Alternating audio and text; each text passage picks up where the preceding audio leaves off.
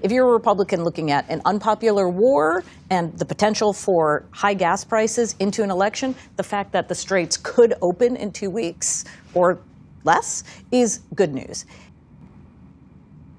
Yeah, and that was a PBS NewsHour.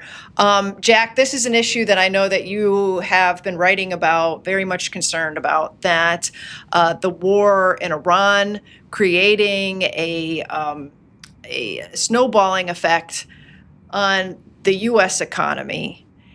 Doesn't seem to be getting better. We had a ceasefire that is, by all intents and purposes, off. The Strait is now closed. There is still fighting occurring. Now Trump is saying that he controls the Strait. He might start charging 20% on vessels going through this passage, which would obviously increase costs for not only the merchants, but it would slide down to consumers as well. How is this going to bode for Republicans this fall? The old thing is, or perception is, that Americans don't really care about foreign policy. Strange thing to say, given how involved abroad in so many different ways. My favorite polling, Kelly, is talking to relatives on the 4th of July and Thanksgiving and Christmas and things like that. I know those holidays are a little far off, but most of those people that I know voted for Donald Trump. They don't like the Democratic Party. They're partisan. And most of them I've talked to come to me, try not to talk to my family and friends about this. Talk about something else, but they come to me because they know what I do. And almost all of them, to a man, are not happy about Trump. They don't care about Iran war as much as I do, or the threat you do, because it's just whatever.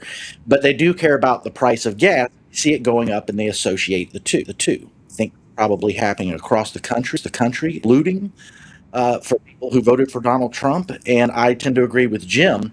A lot of people on the right thought that in 2020 was going to be this big red wave. Never materialized. When Adam Brandon of FreedomWorks, the head of FreedomWorks, was doing an autopsy on that midterm election, he said, hey, we expected a red wave.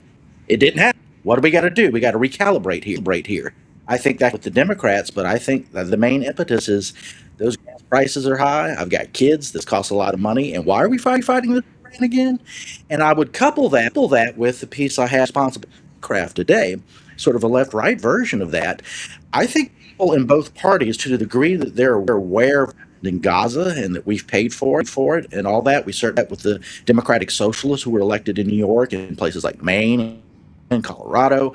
I think a combination of that is disenchanted Republicans who are like, what in the hell are we doing at this Trump? I think that favors the Democrats, though maybe not in as big a way as they anticipated.